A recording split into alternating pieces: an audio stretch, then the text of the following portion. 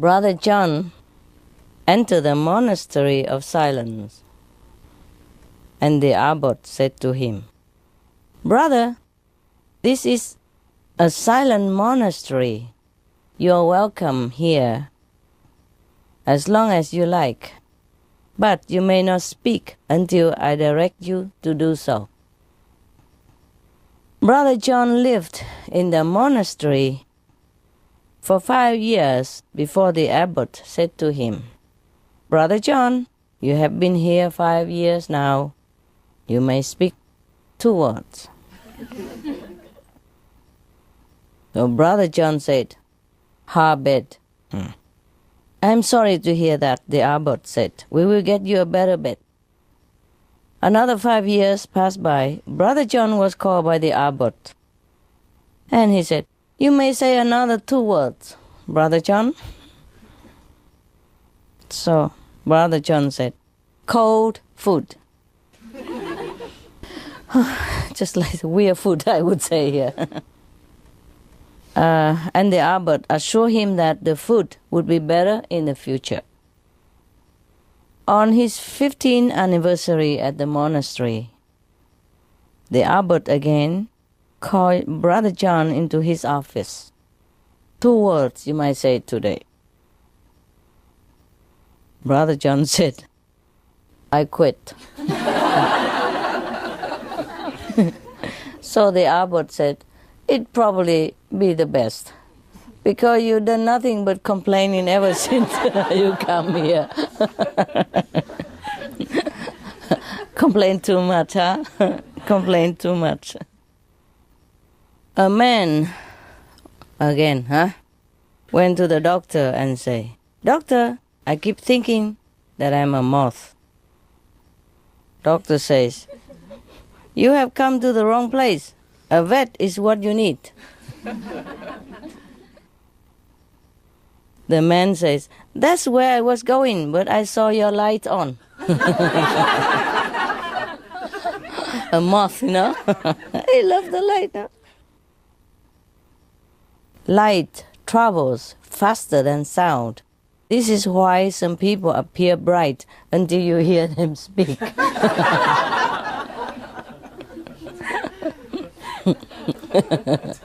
You better close your mouth, eh? That's cute. Okay. A farmer got pulled over for speeding. The police started to lecture the farmer about his speed, trying to make the farmer uncomfortable. Finally, the police got around to writing out a ticket. And as he was doing that, he kept swatting at some flies that were buzzing around his head. The farmer said, "Having some problems with circle flies there, are you?" The police stopped writing the ticket and said, "Well, yeah. If that's what they are, I never heard of circle flies before." So the farmer says, "Well, circle flies are common on farms. Circle flies because they are almost always found circling around the back end of a horse." The police says, "Oh," and gave him the ticket. When he was about to leave, he turned back to the farmer and says, "Hey, wait a minute, are you trying to call me a horseback end?" The farmer says, "Oh no, officer, no, I have too much respect for the law." "That's a good thing," the police said, and head to his car. A minute later, getting into a muddy road, the farmer turned and said to the cop, the police, "But officer, it's hard to fool them flies though." What do you get when you cross a parrot with a centipede? A walkie-talkie. A lot of feet and a lot of talk. Walkie-talkie. That's cool. Good combination, 02. What does that mean? What do you get when you cross a Rottweiler with a Saint Bernard? Answer. A dog that guard the house attack the thief and go later to look for help for the poor robber. San Bernardo. He chased him out, but then he go and help him. A drunk walks into a bar and say to the bartender, "Hey, bartender, buy everyone in a house a drink. Pour yourself one and give me the bill." So the bartender does just that and hands the man a bill for $57. The drunk says, "I haven't got it." The bartender slaps the guy around a few times, then throw him out into the street. The very next day, the same drunk walks into the bar and once again says, with a drunken slur, "Bartender, buy everyone in the house a drink. Pour yourself one and give me the bill." The bartender looks at the guy and figures to himself that he can't possibly be stupid enough to pull the same trick twice. So he gives him the benefit of the doubt, pour a round of drink for the house. Has a drink himself and hands a drunk bill of $60. The drunk says, "I haven't got it." The bartender can't believe it. He picks the guy up, beat him, and throw him out in the street again. Now, the next day the same drunk walks back into the same bar and says again, of course with a drunken slur, "Bartender, blah, blah, blah, give me the bill." Disgusted, the bartender says, "What? No drink for me this time?" The drunk replies, "You? No way. You get too violent when you drink." I beat him up, no. That's cool. A blonde calls an airline and asks, "Can you tell me how long it takes to fly from San Francisco to New York City?" The agent replies, "Just a minute." And the blonde says, "Thank you," and hang up.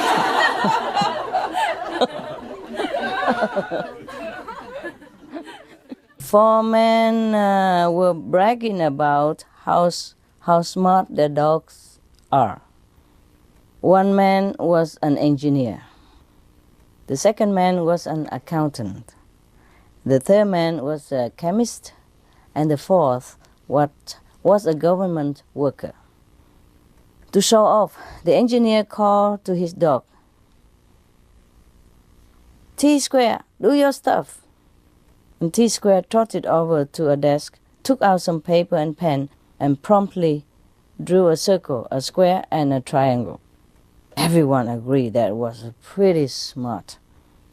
And the accountant said that his dog could do better than that. He called to his dog and said, "Spreadsheet, do your stuff." Spreadsheet went out into the kitchen and returned with a dozen of cookies. He divided them into 4 equal piles. Yeah, 1, 2, 3, 4. With 3 cookies each. Everyone thought that was marvelous. The chemist said that his dog could do better still. He called to his dog and said, "Measure, do your stuff." Oh, what an original name, eh? And I thought I have my dogs are pretty original already. Yeah, like cookie, chocolate, chip ahoy.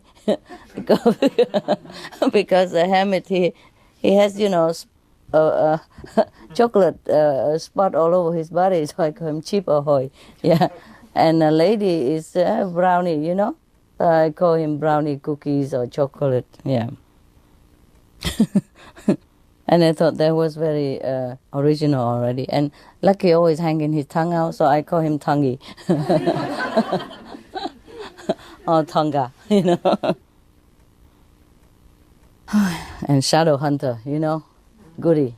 You just need a flashlight and you're his friend forever. You keep him busy all day long with just a flashlight. Just flash around at random. Yeah. Well, if you don't have a flashlight, you stand in the sunlight or in front of the light and do your trick, like make a rabbit or something, or a duck. Oh, he also will love you. Sometimes he goes and beg for shadows. He come and kiss you all over and then head out for the shadow spot. Looking at you, say, hey man, you got the kiss? Now do your stuff.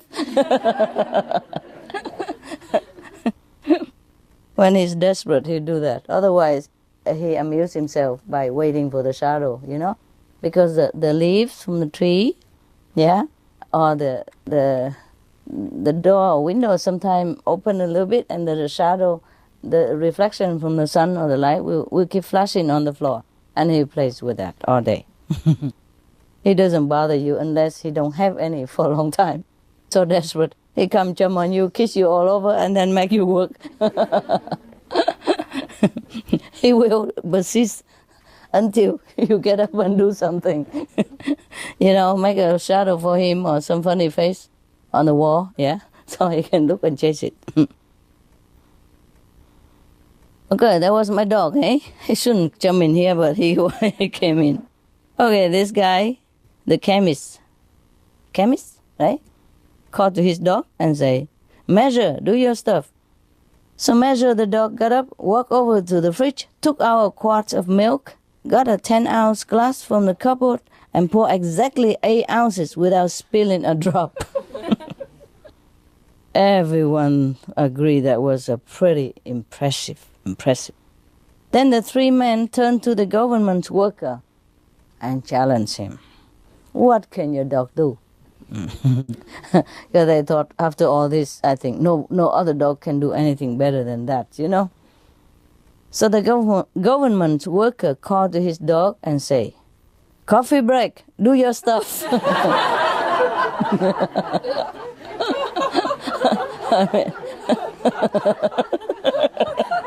What else would you wish for, when you work in the office all day?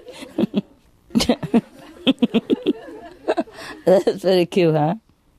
Coffee break, do your stuff. Now, coffee break, jump onto his feet, ate the cookies, drank the milk.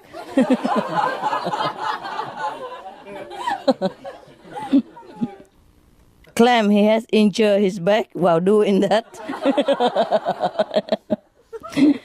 File a grievance report for unsafe working conditions, put in for workers' compensation, and went home for the rest of the day on sick leave.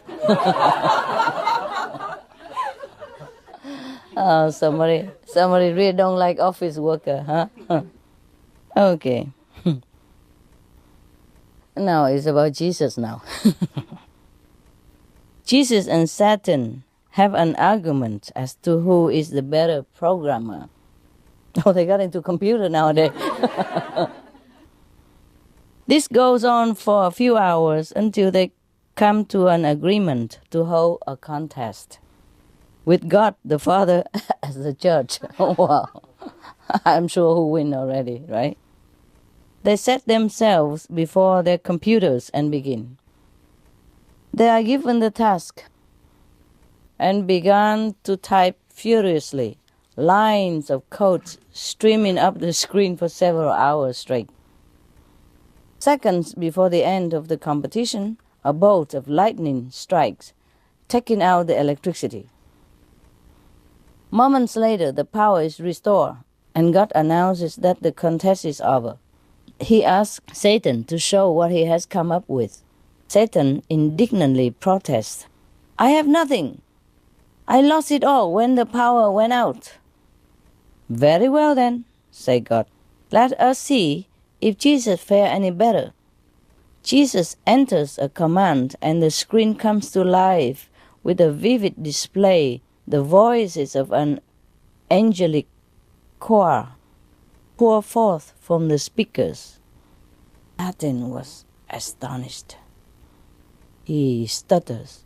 But how? I lost everything. Yeah, Jesus' program is intact. How did he do it? So God chuckles. Satan, when you are going to learn Jesus saves.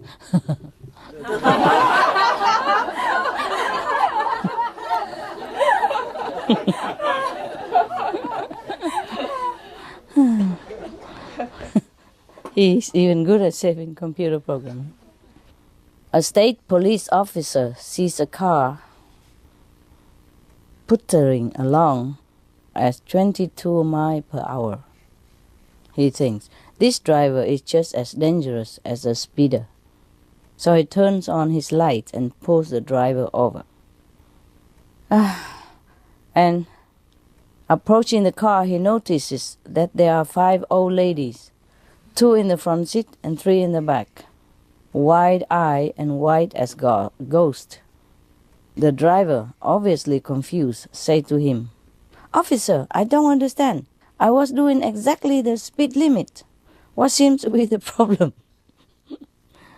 The officer says, "Ma'am, you weren't speeding, but you should know that driving slower than the speed limit can also be a danger to other drivers." Slower than the speed limit? Oh, sir, no, I was doing the speed limit exactly 22 miles an hour. You know? So the old woman was very proudly to tell him that. The officer, trying to contain a chuckle, explained to her that 22 was the highway number, not the speed limit. So embarrassed a little, the woman grinned and thanked the officer for pointing out her error. "But before I let you go, ma'am, I have to ask, is anyone in this car okay? If everyone in this car okay?" So these women seem awfully shaken, and they haven't muttered a single peep in this whole time. The officer asked, "Oh, they'll be all right in a minute, officer. We just got off Highway 119.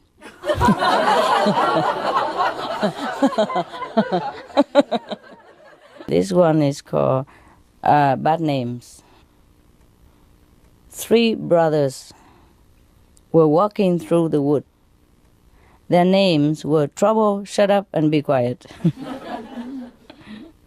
Trouble got lost on the way back to Shut Up, and Be Quiet went to... So Shut Up and Be Quiet went to police officer for help to find their missing brother. "Excuse me, sir. We are looking for our brother. He got lost in the woods." "Okay," said the officer, taking out his note and pad and pen. "What are your names?" "Shut up and be quiet." They answered. "What?" The police officer shouted. "Shut up and be quiet." They repeat even louder. "Are you looking for trouble?" The officer was angry and yelling at them. "Yes, sir." This minister just had all of his remaining teeth pulled, and new dentures were being made. The first Sunday, he only preached 10 minutes. Probably 2/3, no? 3/3. The second Sunday, he preached only 20 minutes. But on the third Sunday, he preached 1 hour and 25 minutes. When asked about this by some of the congregation, he responded like this. "The first Sunday, my gums were so sore it hurt to talk. The second Sunday, my dentures were hurting a lot. The third Sunday, I accidentally grabbed my wife's dentures, and I couldn't stop talking." Jesus was walking around heaven, making sure that everyone was blissfully happy when he came across an old man sitting in the corner and crying bitterly. "Come on," said Jesus, "we can't have this. You are supposed to be happy here." So the old man weeping and saying, "I will never be happy here, because when I was on earth, I was a carpenter, and one day my son left and I never saw him again. So Jesus said, Dad? Is that you? So the man grabbed him, hugged him, and said, Pinocchio. A Jewish man complained to the police that he had been beaten up by 2 Irishmen. So when questioned, the Irishmen said that they had done it because the Jewish people had crucified Jesus. My God, talking about, long memory, good memory. The bewildered policeman said, but that was over 2,000 years ago, man. So the 2 Irish say, yeah, but we only heard about that last night.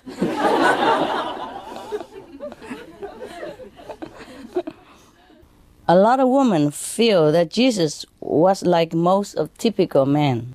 They say they will come back, but then you never see them again. Is that true? Is that true, the men don't come back? Huh? No, my men all came back and I don't want them. Say, please go. I guess because I was Jesus or something. And they never see me again. There was a big born-again meeting in a large hall in Belfast. And a former lady sinner was on a stage with a microphone in her hand recounting her experiences. Last night, she told them, I was in the arms of Satan, but tonight I am in the arms of Jesus. She converted, yeah? And then some people raised hand and asked her, how about tomorrow night?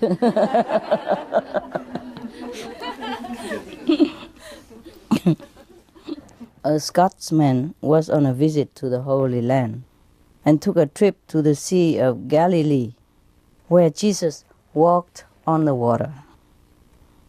How much for a return boat trip across the lake? He asked the boatman. The boatman said, $50. What?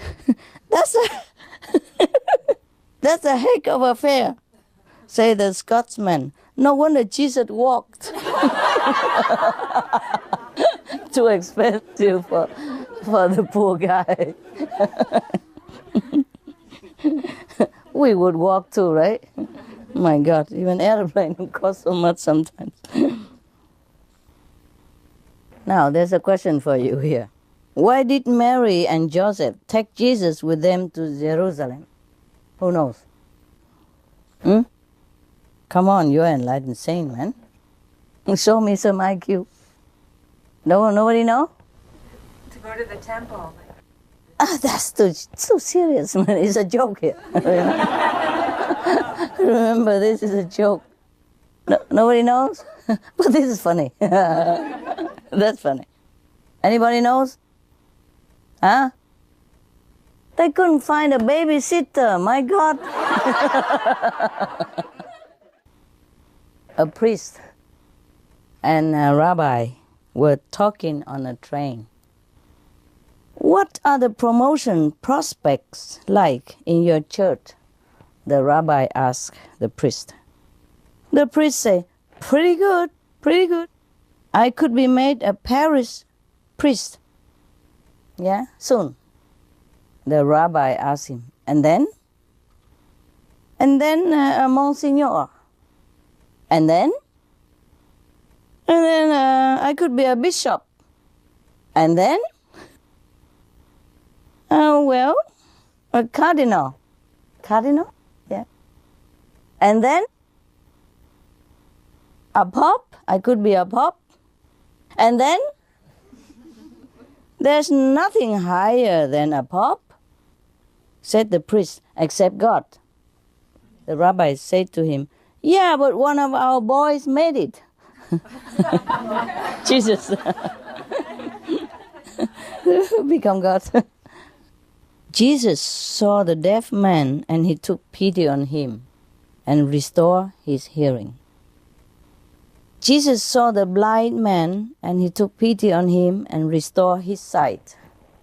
And Jesus saw the crippled man and took pity on him and wanted to restore his ability. But the crippled man shouted, "Don't touch me! I have got a disability pension." Even Jesus couldn't beat that, huh? Some typical, huh? It's a joke, but it's typical, huh? Some human don't even want to go to heaven. The Pope was in the middle of an audience when a cardinal came and whispered in his ear, "Jesus is on the phone and wants to have a word with you." So the Pope rushed away to his private chamber and returned a few minutes to his pilgrims. "I have good news and bad news for you," he told them. There was Jesus on the phone, and he has just arrived on earth for the second coming. That was the good news. The bad news is that he was calling from Salt Lake City. I don't know why it's so funny. I guess don't care about Catholic Church, huh? He deserted them. They should say he's in Paris Center, no? Sorry about that. It's just a few miles from Vatican, no? Jesus, Mary, and Joseph were going about their daily work at their home in Nazareth, when suddenly Jesus ran inside into Joseph's carpenter shop and said, "Did you call me, Dad?" Joseph said, No, I just hit my thumb with the hammer again." Oh, Jesus. A little boy was asked by his religious teacher how he would recognize Jesus if he came back again today. "Easy," the little boy says. "He wears his heart outside his chest." You see all the photo, they paint Jesus with a heart outside. So the boy said, "Easy, I can recognize it." It's so funny.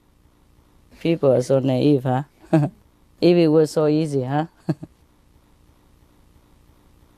Actually, in one of the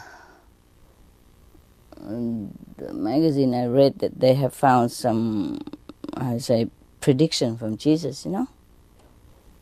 And one of the sentence says that they will not recognize me because I will come back as a woman. Yeah. But there has many, I don't know where it is anymore. I don't know if it's a trustworthy source of information. So, yeah, but that magazine has no interest in them to write this kind of thing, you know?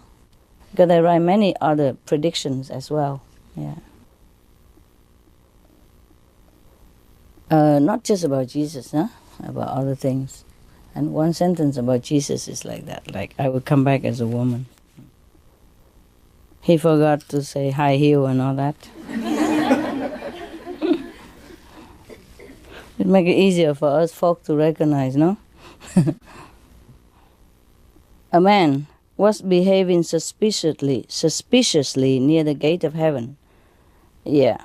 First he went to the gate and then he walked away. And then he approached the gate and walked away again. And then he has kept doing that for a few times. And then St. Peter called for Jesus, who decided to confront the man. "Look, what are you playing at?" Jesus asked him. "Well," said the man, "you know I am dead." "I know I am dead. Now if somebody would please just tell the cardiac resuscitation team." Keep pushing him back to life. Come back out, in and out, in and out.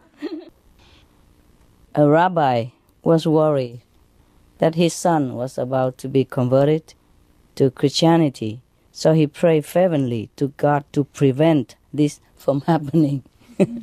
Oh my God, pray to the same God. Please don't let him be converted to Christianity. My son wants to become a Christian. Please stop him, oh God. He prayed. The voice of God boomed back. What can I do? Look at my own son. Jesus was a Jew, no? And then he became a Christian. No? Why is Jesus so popular in Ireland? Irishman. No? You wouldn't know it. He was the first man who could turn water into wine. One of the greatest acts of forgiveness in the Gospels is that Peter became one of the disciples, despite the fact that Jesus has healed his mother-in-law. Horrible joke, I'm telling you. I don't know where he found all this joke. Poor mother-in-law. What has she done? Huh? I mean, the mother-in-law may be famous for daughter-in-law, about being conflicting, but the mother-in-law would have loved the son-in-law very much, no? No? What about yours? Not always? Okay, maybe you wrote this joke, I don't know. You probably wrote this joke, right? The Pope and the Cardinal were sitting in the Vatican drinking coffee when a young priest ran in and said, Jesus was visiting Earth and heading their way. The Pope headed for his typewriter and began writing a new encyclical. So the Cardinal asked him, what should I do? The Pope said to him, look busy. The boss is coming. That's bad, huh? As if they are not busy at all. Mary, the mother of Jesus, was heard saying, typical, you wait ages for a wise man to come, and then 3 come along altogether. One wise man only, and then come 3 together. Mr. Cohen has his clothes shop in a difficult situation. On his left-hand side was a huge department store owned by a Catholic, and on his right-hand side was an equally big store owned by a Protestant. So he's in the middle, squeezed in between 2 shops, a little bit difficult to sell his clothes. When Easter came, both the Catholic and the Protestant shop owners display a huge sign which read, Jesus is risen. So they urged the shop of Mr. Cohen to do the same. So he displayed a huge sign which read like this, Jesus is risen, but Cohen's price remained the same. There was a sign on a Southern Evangelist church. It says, Jesus loves all denominations, but his favorite is the $100 bill. I don't know why. Even at the age of 4 years old, a young boy was very stage struck, and he wanted to be a great actor. He was therefore very annoyed not to be given the top part of Joseph in the school nativity play, but was cast as the innkeeper instead. The part of Joseph is a bigger role, and the innkeeper is a nobody. So he was very annoyed. But on the night of the performance, he gained his revenge. So when Mary and Joseph arrived at the inn, he greeted them saying, come on in, welcome, I have a room reserved for you. He ruined the script, huh? Instead of going to the mango, and everything ruined. A priest was driving along on his motorbike at over 70 kilometers an hour when he was stopped by a policeman.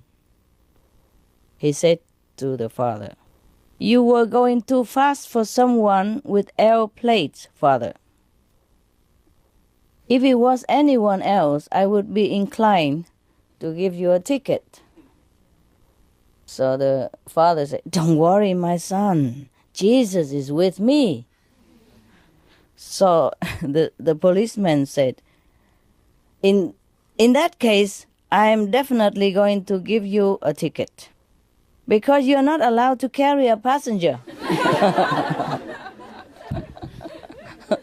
It's just an L license, you know.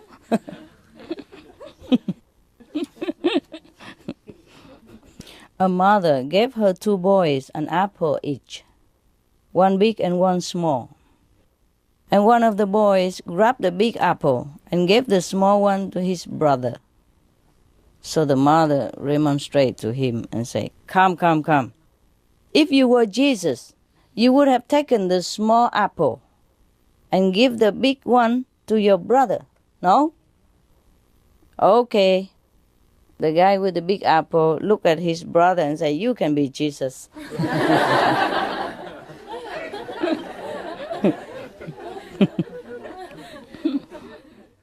A nun who was also a nurse in a hospital was taking down a patient's details. One patient gave his name and age but said he has no next of kin. Come on now, she said to him. You must have some relative that we can contact. Well, I have a sister, but she'll be no good because she's only a nun. Only a nun? You know, the nun was very indignant. How dare you? You should know she's the bride of Jesus. So the man's patient smiled and said, In that case, please send all my medical bills to my brother-in-law. Jesus was once asked a trick question by the Pharisees. Can you make a stone so heavy that even you cannot lift it? He asked Jesus. Jesus said, Yes. And then to prove that I was God, I would lift it. The little boy was praying very loudly as he went to bed. Please, Jesus, send me a bicycle for my birthday. Please, Jesus. He was praying very loud. So the mother said to him, There's no need to shout. God is not deaf. So the kid said, I know that, but grandma is.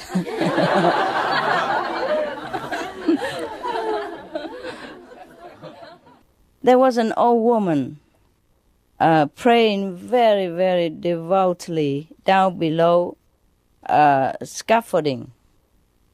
And there was a man high up on the scaffolding inside a big church wanted to play a joke on her. So he shouted down at her saying, Hello, this is Jesus speaking.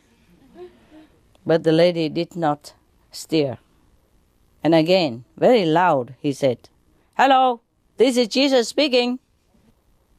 Again, there's no reaction.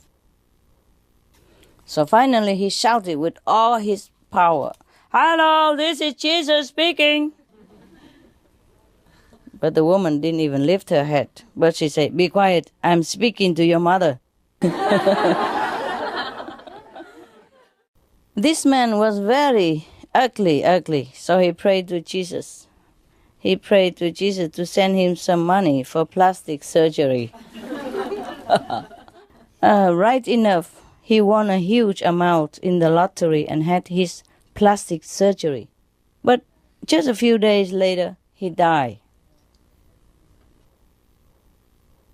While wandering around heaven, he met Jesus and asked him, Why didn't you give me some time to enjoy my new good look? Jesus said, I'm sorry, I just didn't recognize you. If it had been 3 wise women who visited Jesus in Jerusalem instead of 3 wise men, what would have happened that makes a more difference, yeah? Or make a big difference or not? Okay, the answer is, well, they would have asked for directions. That's number 1. Number 2, they would have arrived on time. Number 3, they would have helped deliver the baby. Jesus, yeah. Number 4, they would have cleaned the stable. Number 5, they would have made a casserole. Number 6, and they would have brought disposable nappies as gifts. As gifts, yeah, instead of what did they brought? What did they bring to Jesus? Yeah, yes. And by the way, there was one kid, in the Catholic school. He made an exam, when they asked, what did the 3 wise men bring to Jesus, for Jesus as a gift? He say, they brought him some gold, some myrrh, and some Frankenstein. Frankenstein. Children, There was a guy, he was praying like this. Dear Jesus, it's a day prayer. Dear Jesus, you should be proud of me so far today because I haven't gossiped or lost my temper. I haven't stolen anything. I haven't been greedy, nasty, or selfish, or lusted after anything or anybody. Now, in a few minutes, I'm going to get out of bed. And after that, I'm probably going to need all the help you can send me. Amen. A Scottish preacher was preaching his favorite words of Jesus from the pulpit. Quote, and the sinners, he thundered, will be cast into exterior darkness, where there will be weeping and gnashing of teeth. One of the elder women shouted back, I have lost all my teeth years ago. What about me? So the preacher said, teeth will be provided, my dear.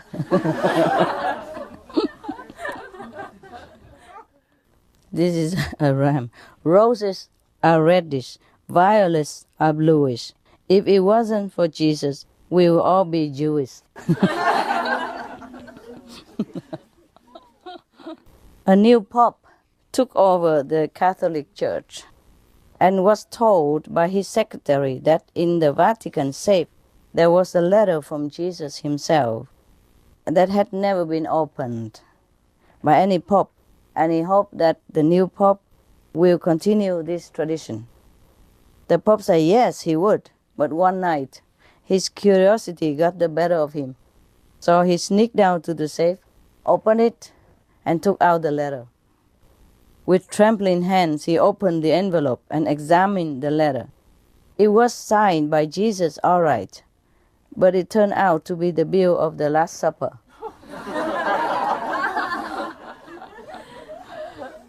A woman who was very strong believer in Jesus was about to go on an urgent drive when she locked her keys in the car.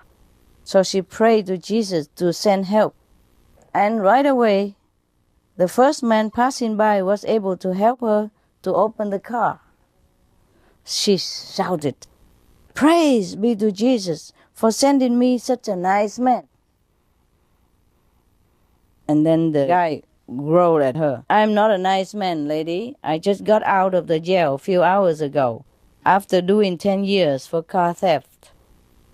So to say the woman, praise be to Jesus for sending me a professional.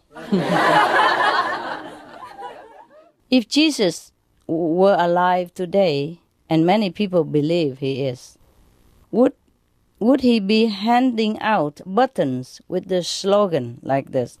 What part of thou shalt not don't you understand?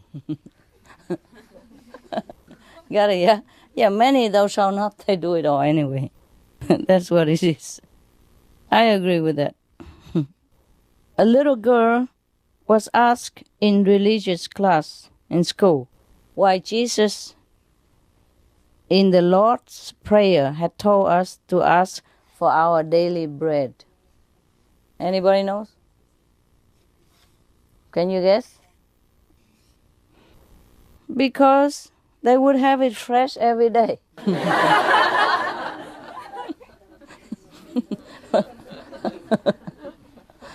Wouldn't you like to eat 3-day-old bread? No.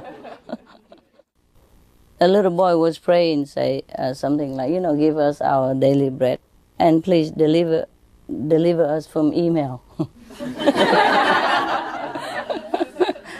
Evil, from email.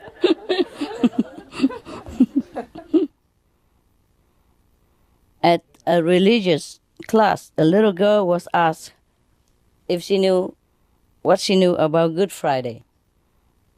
So the girl answered, he was the good fellow who did all the work for Robinson Crusoe. Friday. Yeah, you know, right? You like it? A curious little child asked her father, is Jesus everywhere? Yes, love. The father smiled and answered her. Is Jesus also in my friend Shirley's back garden? She persisted. So the father said, yes, love. Jesus is also in your friend Shirley's back garden. So the girl gets serious and say, that's funny, because my friend Shirley doesn't have a back garden. A top executive of Coca-Cola went to the Pope and offered him €250,000 to change the words of the Lord's Prayer from give us this day our daily bread into give us this day our daily Coca-Cola. The Pope said, I'm sorry, the money would be welcome, but I cannot change the words of Jesus as quoted in the Bible. The executive come back a week later and increase the offer to €500,000. So the Pope saying, sorry, my son, I can't do it. The answer is still no. Finally, the executive offers €1,000,000 to the Pope and saying, please take it and change it. It's a lot of money, yeah. So the Pope said, it is not in my power to do what you ask. I cannot discuss this any further. So the executive left the Vatican and said to his, nearby PA, I wonder how much the bread business people are paying him.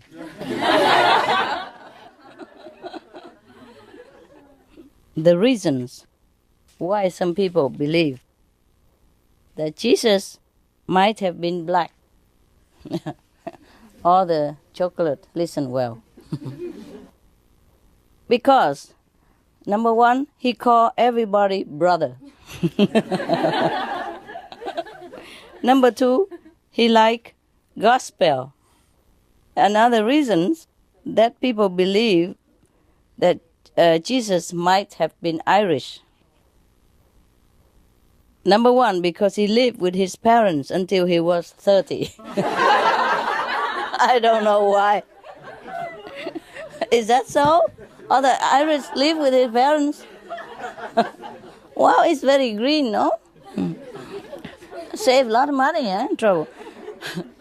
Number two, he believed his mother was a virgin. Number three, his mother believed he was God. Oh, no. Oh, that's not too good. Okay. And some people believe Jesus might have been a Californian. Because number one, he had long hair.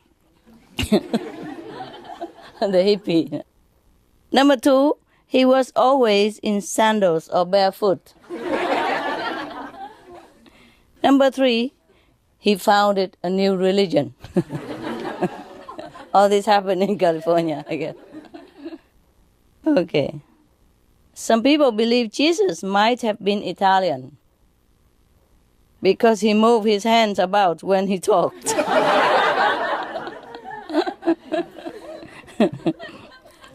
He had wine with every meal.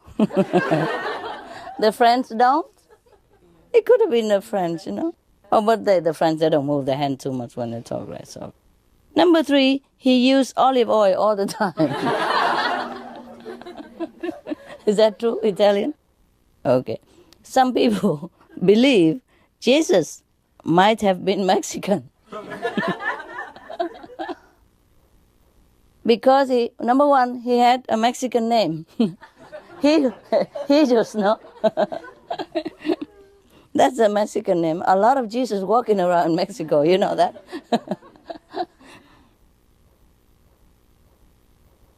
Number 2, he never had a steady job. Oh, why is that? Number 3, he loved telling stories. Is that typical Mexican? Yeah? No idea. Really true, brother? Yeah? Okay. Some people believed even that Jesus might have been a woman. Yeah. Number 1, he had to feed a crowd of 5,000 at a moment's notice when there was very little food available. Number 2, because he kept trying to get a message across to a bunch of men who just didn't get it.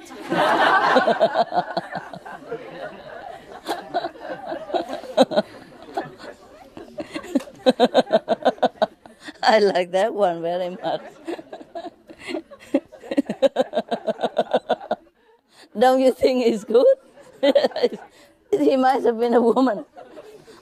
Or he had learned his lesson and become a woman instead.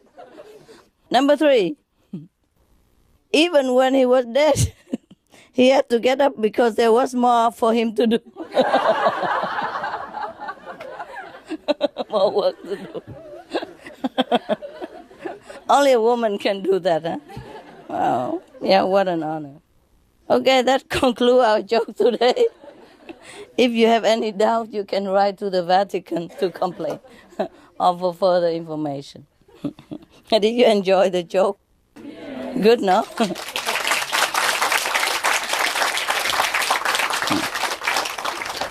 Thanks to the people who collected them. Jokes are very good for us, eh? Good, no? Yeah. We all rely on women, it's true, huh? Yeah. Hey, you guys have a rest a little bit, have a fresh air and come back, okay? Go laugh yourself, silly.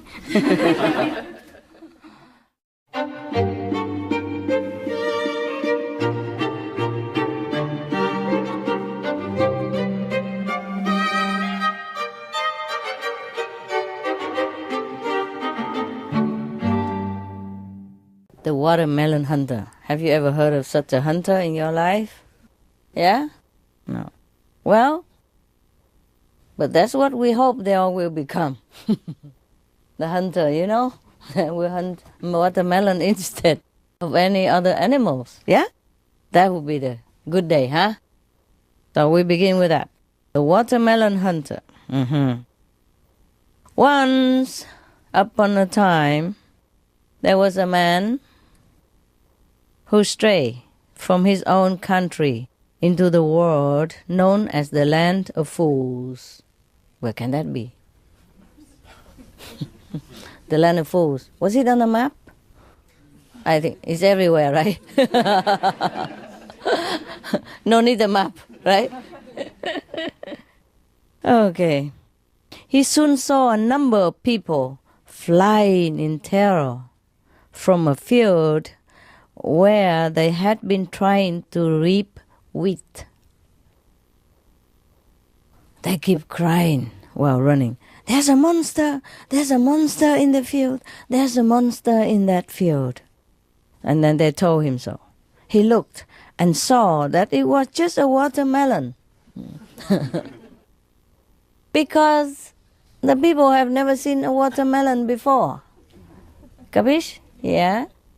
And now they saw just wheat, you know, rice perhaps, wheat, but not a watermelon. And the watermelon grew from nowhere. Of course, it must be a monster, no? You know how the watermelon grow there? How? In a field of wheat, how can a watermelon grow? Tell me. Tell me, all the wise men. Jesus had only 3 wise men, and I have so many here. Huh? The birds brought it there. Good. See? Wise woman's always better. When it comes to men, we're stuck. All right. So now he offered to kill the monster for them. Yes. So when he had cut the melon from its stalk, he took a slice and began to eat it. What else would you do with a watermelon, right? The people became even more terrified of him than of the monster melon. So they use, pitchforks, sticks, and, all kind of things to beat him up and throw him out of the village. Yeah. Because they were so worried that in the future he might kill and eat them too. If he could kill a demon and eat like that, what about human, right? Okay, here he left. And another time, another man visited that village again. And also he strayed into the land of fools. Fools, right? Stupid, right? Okay. And the same thing started to happen to him. But instead of offering to help them with the monster, he also agreed with them that it must be dangerous. A melon monster is dangerous. And by tiptoeing away from it with them, he gained their confidence. Yeah, he's one of us. He also feared the monster. He must be a good guy. And then after a while, he spent a long, long time with them. And then slowly gain more and more of their confidence and slowly teach them that a watermelon is harmless. Yes. And then, later on, he even teach them how to cultivate the watermelon themselves and eat them also. It sounds similar to the job of a master, eh? Right? The master come in and do everything like everybody else, and then gain their confidence, and then eat the melon.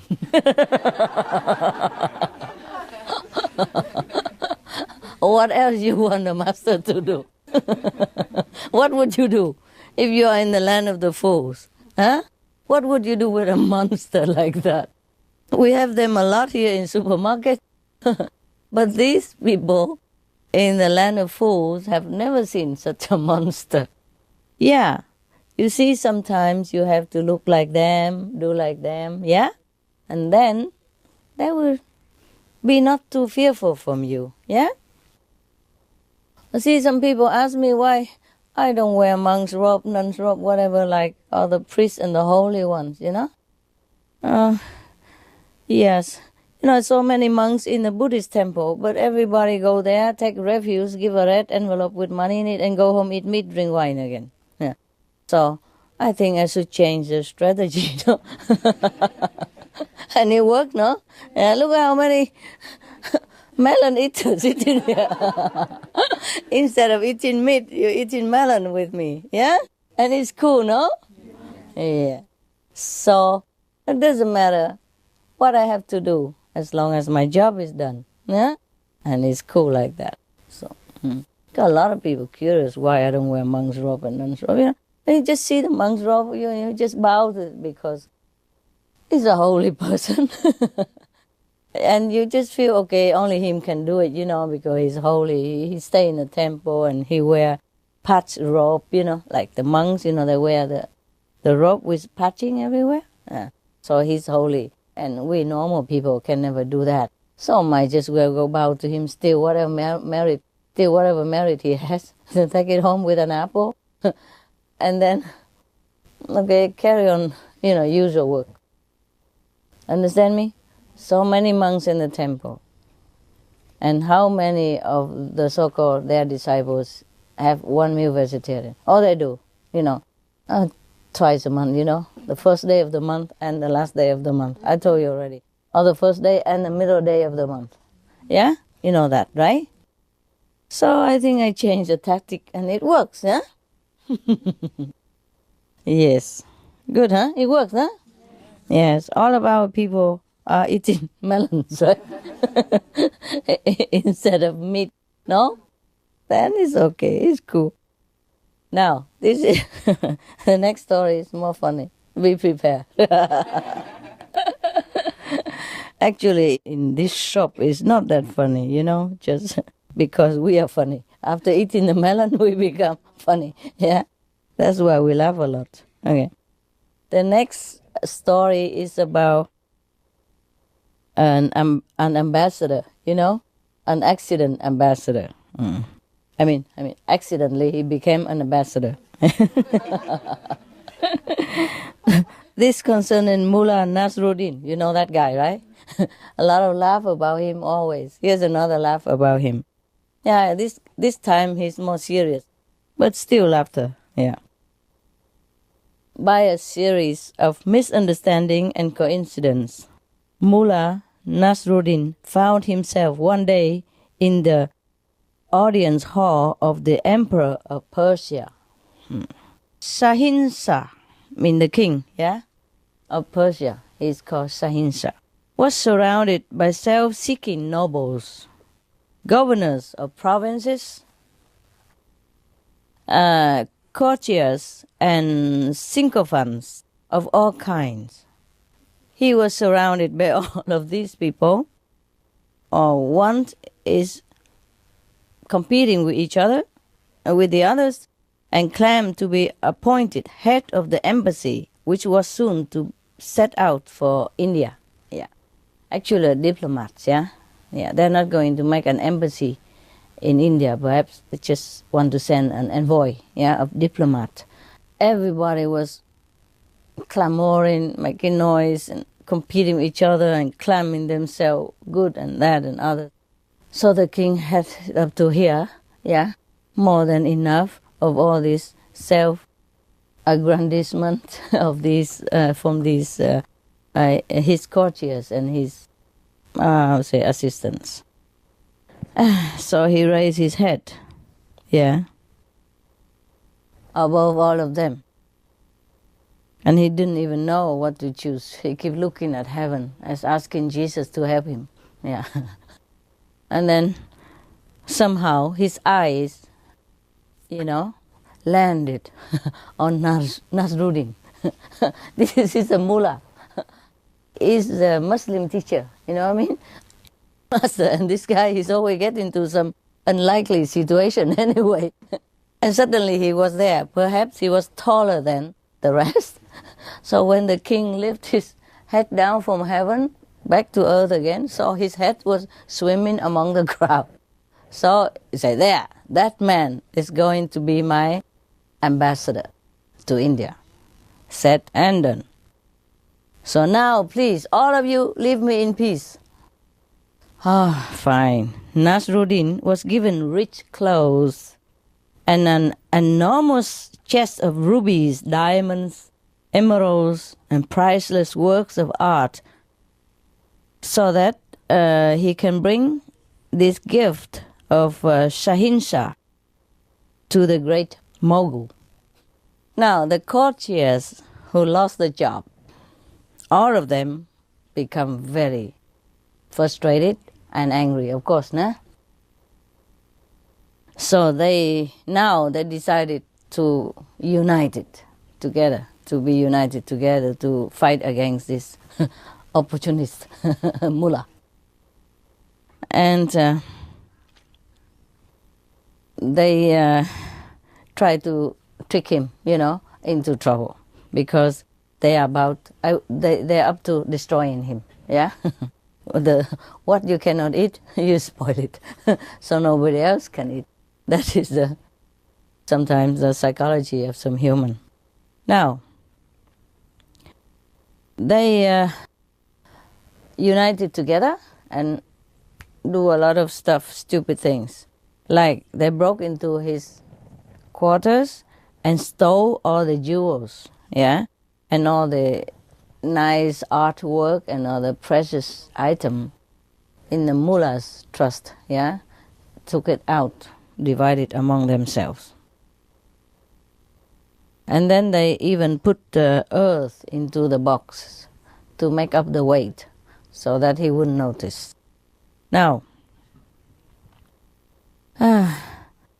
they even determined to ruin his ambassador job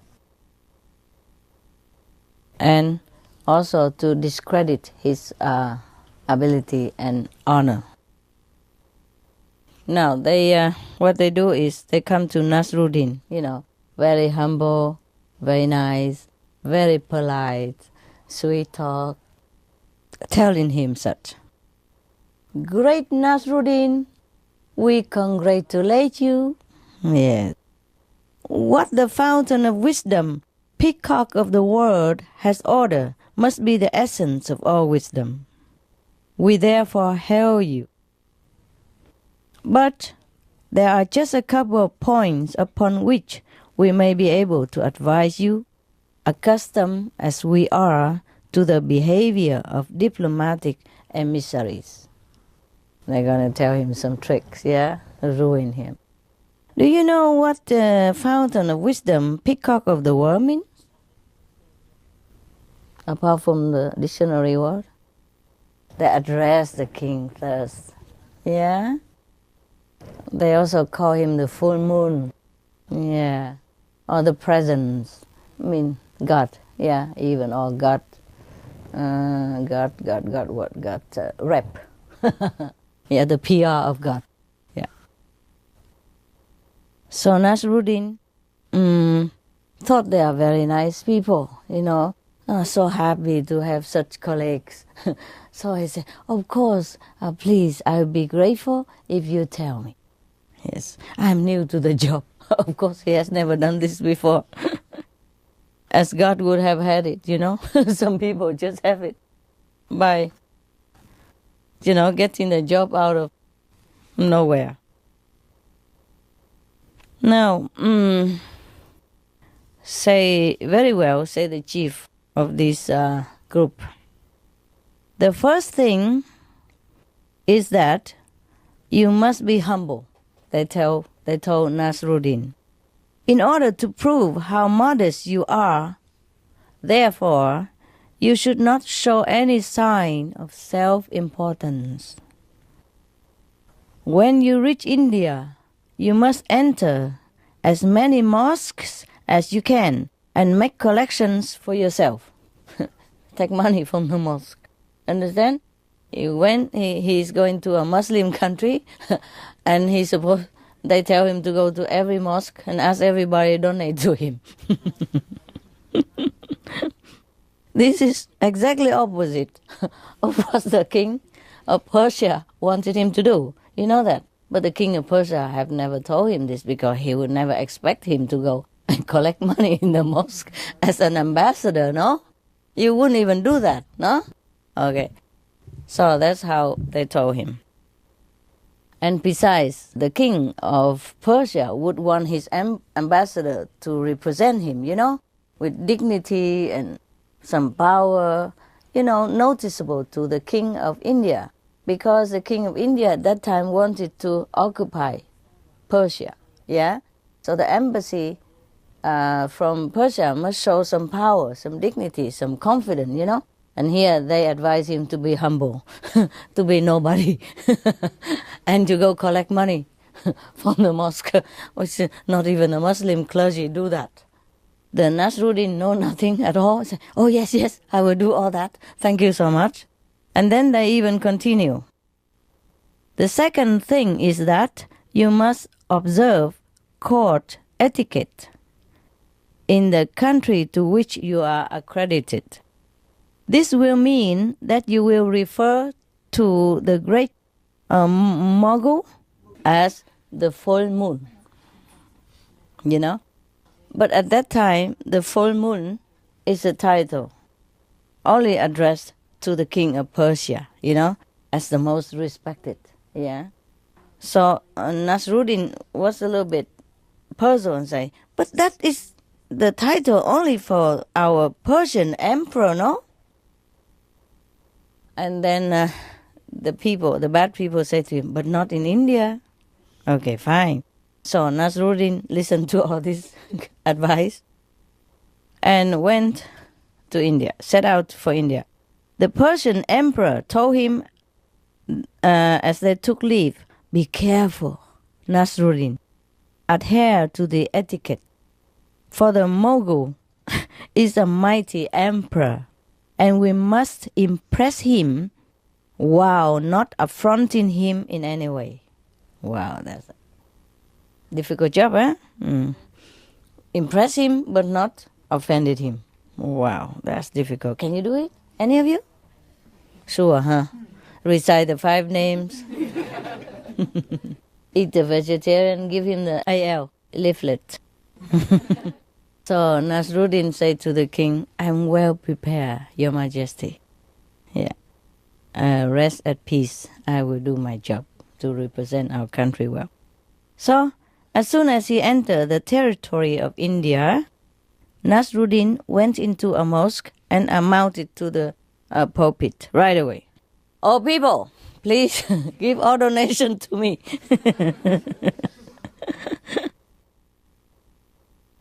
You have to see in me the representative of Allah, on earth, and the axis of the globe.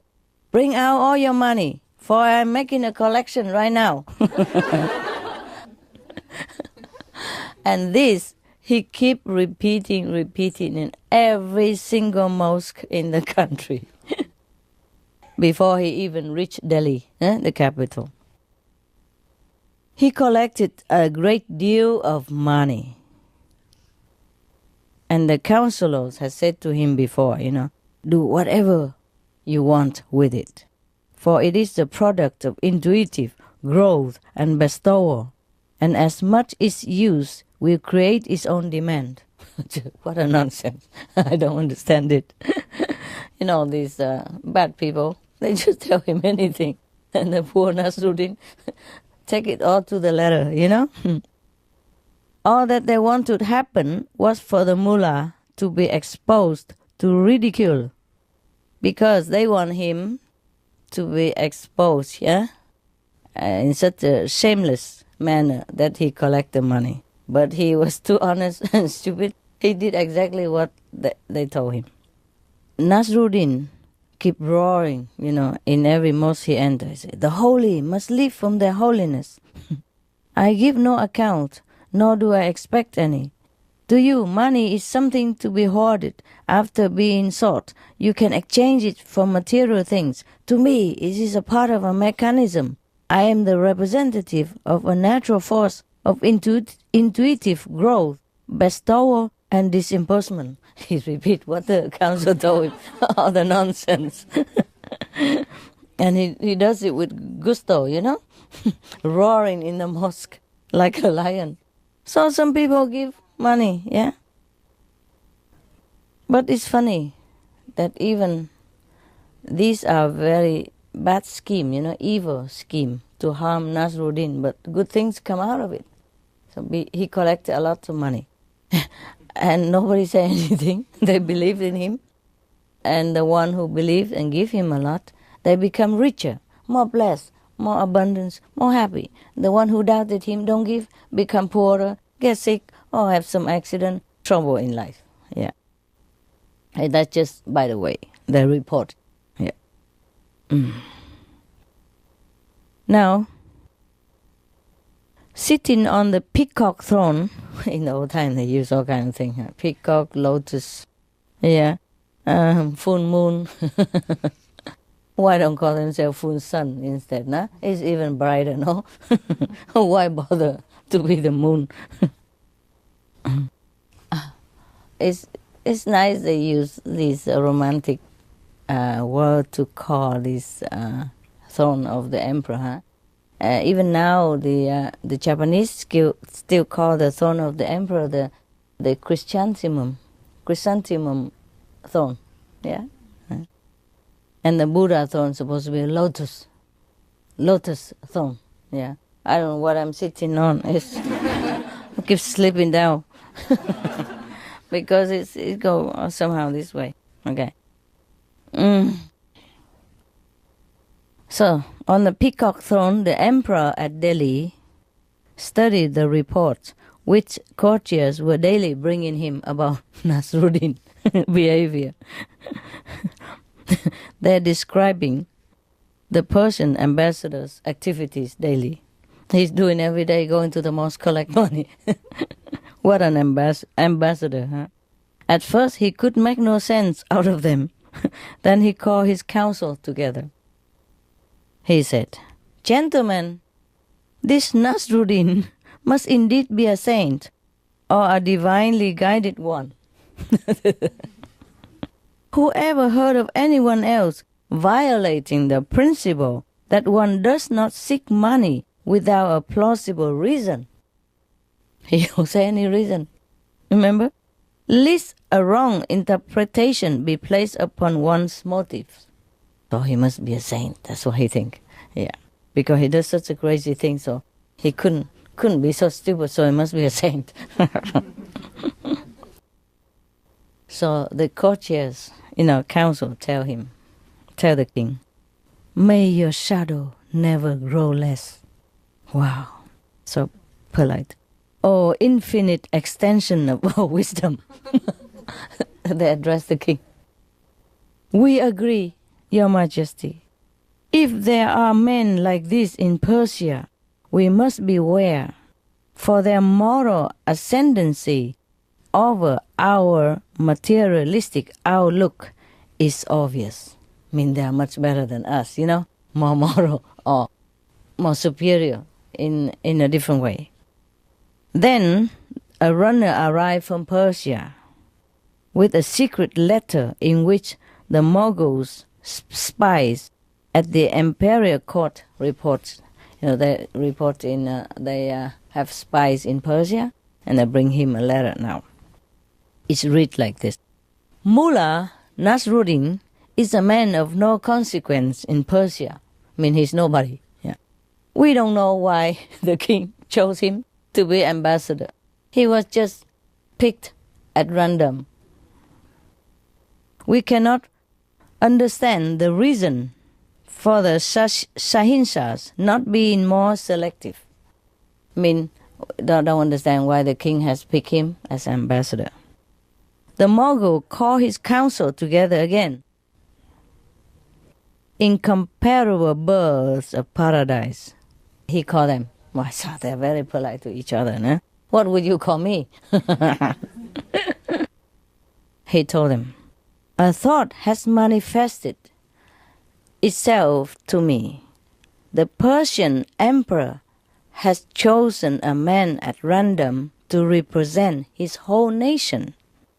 This may mean that he is so confident of the consistent quality of his people that for him anyone at all is qualified to undertake the delicate task of an ambassador to the sublime court of Delhi." Something turned out, bad, turn become good. It's because of Nasruddin. He always has luck. The king of India continue. "This may mean that also the degree of perfection attained, the amazingly infallible intuitive powers cultivated among the Persian. So we must reconsider our desire to invade this country. For such a people could easily engulf our arms. Their society is organized on a different basis from our own." I mean, he's scared now. Yeah. If you, the Persian people, if just anybody can become an ambassador like that, then the whole Persia is an amazing country. We should never invade them at all. Shouldn't even think about it. He wanted to, but now he reconsider. So the Indian nobles cry, "You are right, superlative warrior on the frontiers." Yeah, another name for him. Oh my God, all this name. At length, Nasruddin arrived in Delhi. he was riding his old donkey. You know him, him and the donkey, and was followed by his escort, weighed down by the sacks of money which he had collected in the mosque. The treasure chest was mounted on an elephant. Such was its size and weight, full of earth in there. Nasruddin was met by the master of ceremonies at the gate of Delhi. The emperor was seated with his nobles in an immense courtyard, reception hall of the ambassadors.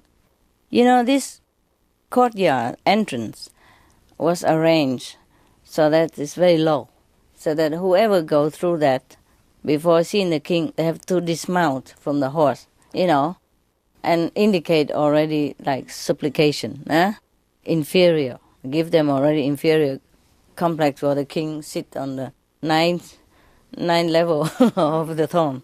Okay, but because Nasruddin come on with a donkey, it's very low anyway, so he just drive through with his donkey bowing on the way. I'm coming. No ambassador had ever arrived astride a donkey anyway. However, and thus there was nothing to stop Nasruddin trotting straight through the door and up to the emperor days. The Indian king and his courtiers exchanged, meaningful glances at this act. Nasruddin blithely dismounted, addressed the king as the full moon, and called for his treasure chest to be brought. When it was opened, the treasure chest full of earth in there, there was a moment of consternation. So Nasruddin first time saw it. He didn't know that. He thought it was full of treasure inside. So he thought to himself, I better say nothing.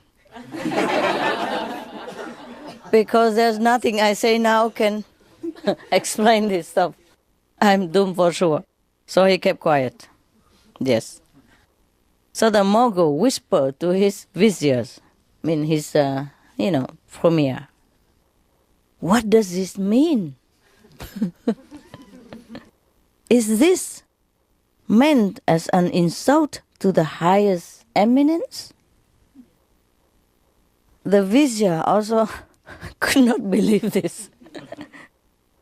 He think quickly, furiously for a moment, and then he provided the interpretation. It is a symbolic act, Your Majesty. The ambassador means that he acknowledges you as the master of the earth. That's why he brought earth to you. Because he also called you the full moon, no? Full moons mean, the great already, greatest king at that time. So the Mogul relaxed. Cool. He might have said cool. Or ça va. Or he would say, muy bien, muy bien.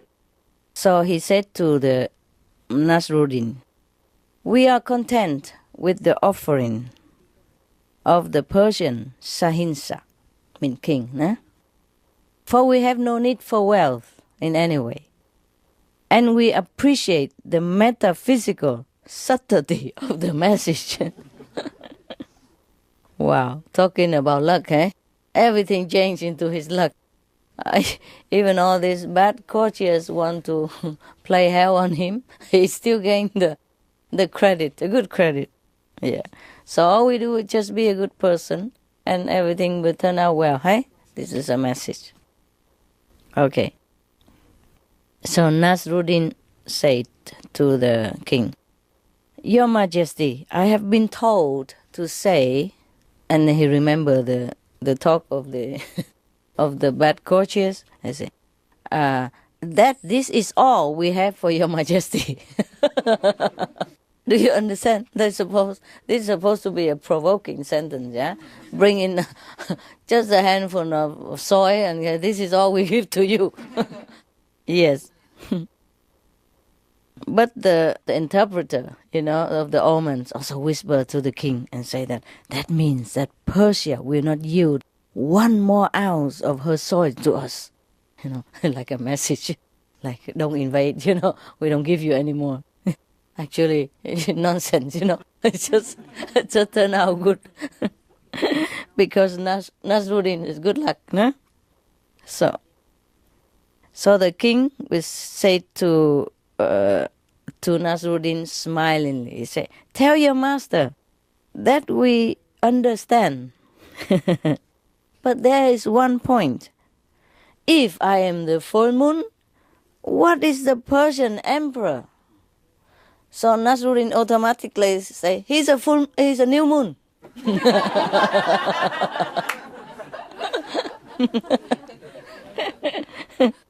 So the court, advisor whispered to the king again, "This okay. Yeah. The full moon is more mature, bigger, give more light.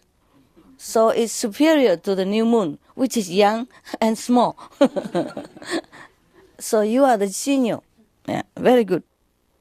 So the king was very delighted, say, yes, we are content.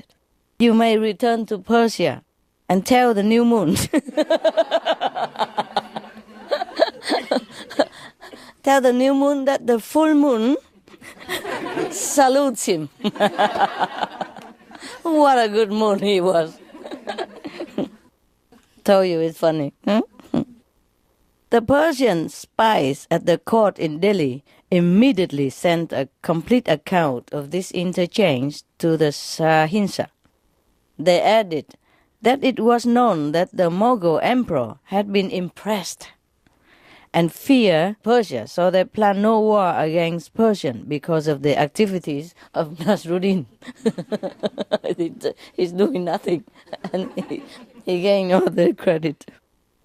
So, of course, when Nasruddin returned home, the Shahinshah received the mullah in full audience. "I'm more than pleased, friend Nasruddin," he said, "at the result of your unorthodox methods.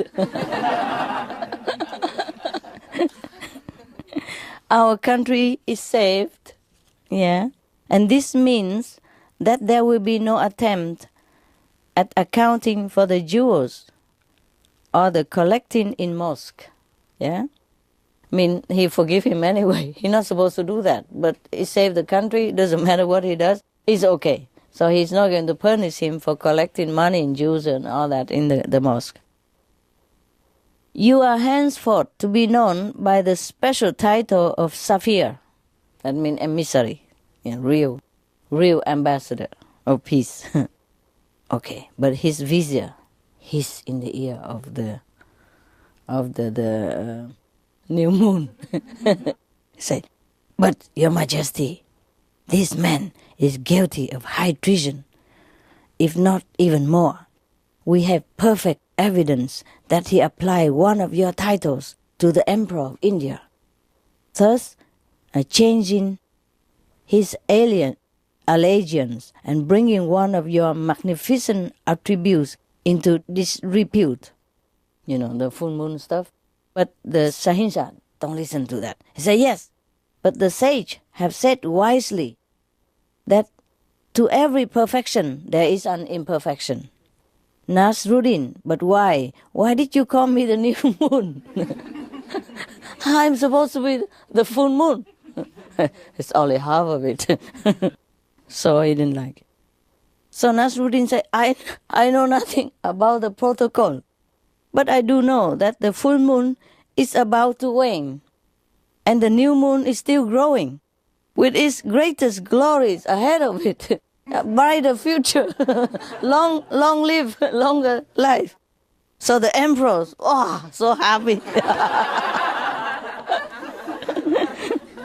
Says Anwar, the Grand Vizier, he roared, say, Mullah, I offer you the position of Grand Vizier.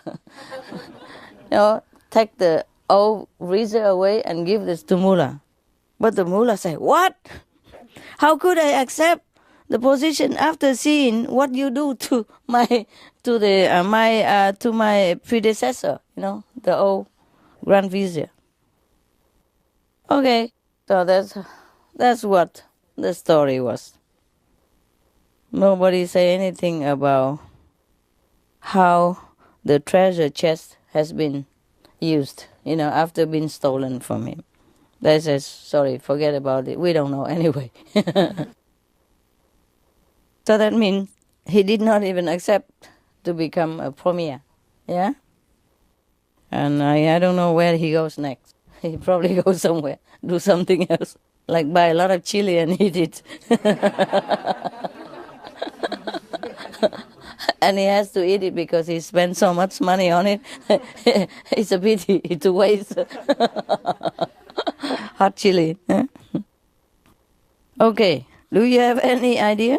Any comments on this story? Don't keep shaking your head. It's become a habit. It's always like this. Oh, yeah, that's right, yeah.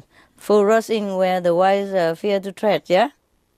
Anyway, this guy, he's always in luck of some kind, Nasruddin is a treasure of laughter, I like this guy very much. Okay, guys. Now you can go to sleep. Or you want another story? I tell you this, okay? There's a story called The Happiest Man in the World. I remember telling this story somehow, but it's look different here.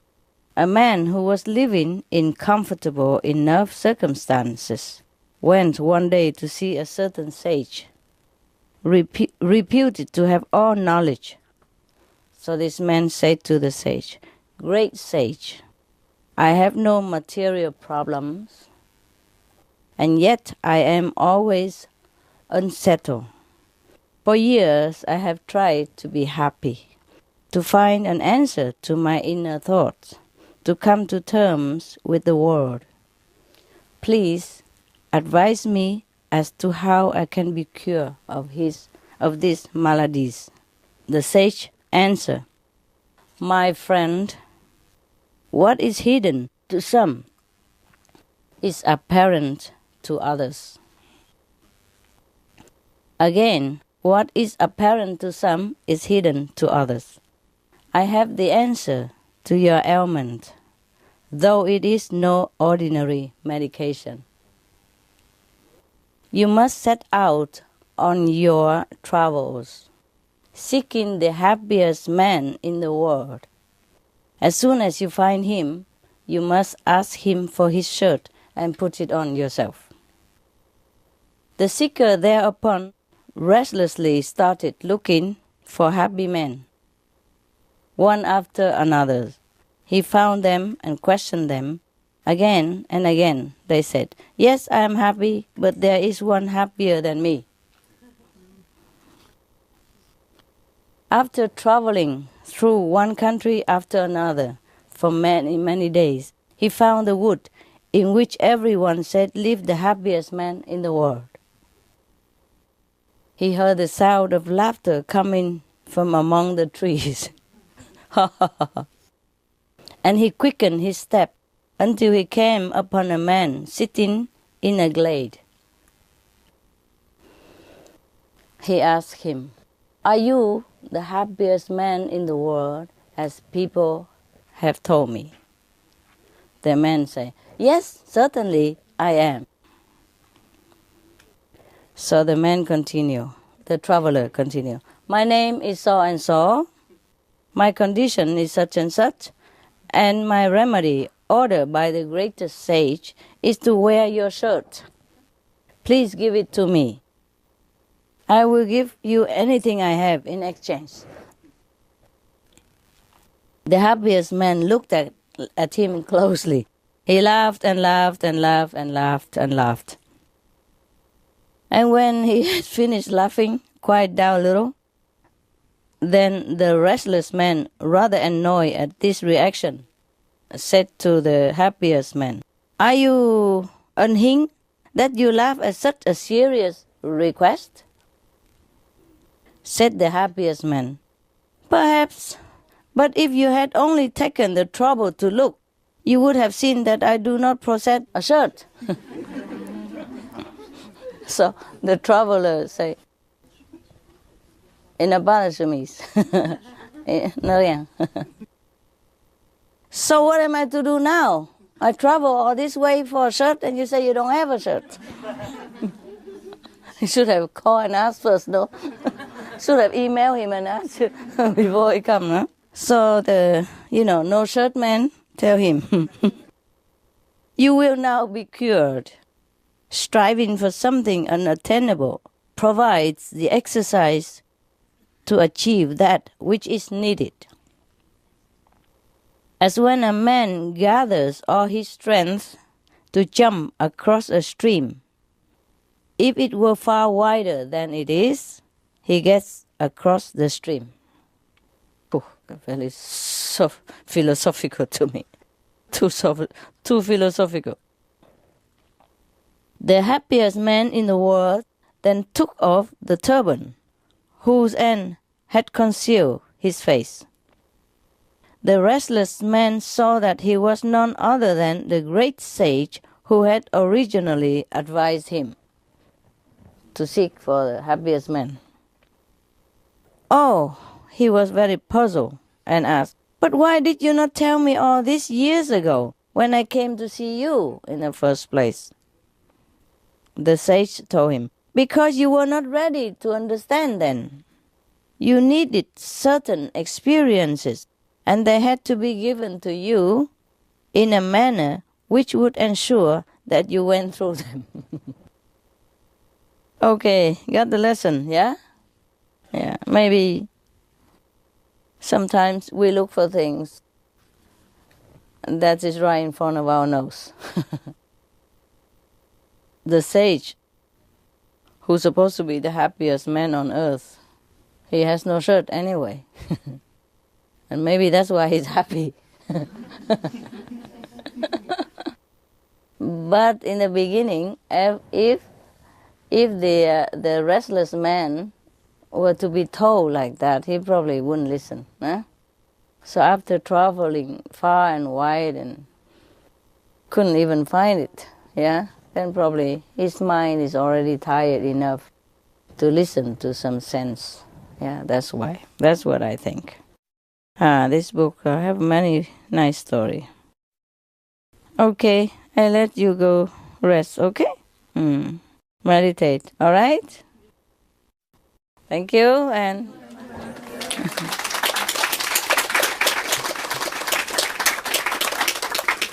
at least we have some good laughers, Nasruddin, huh?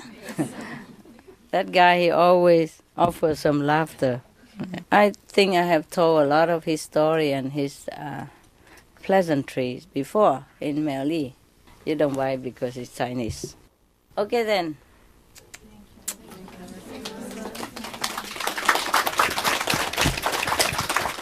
My beloved new moons. Please sit and meditate. I will meditate over there, okay? Thanks for listening.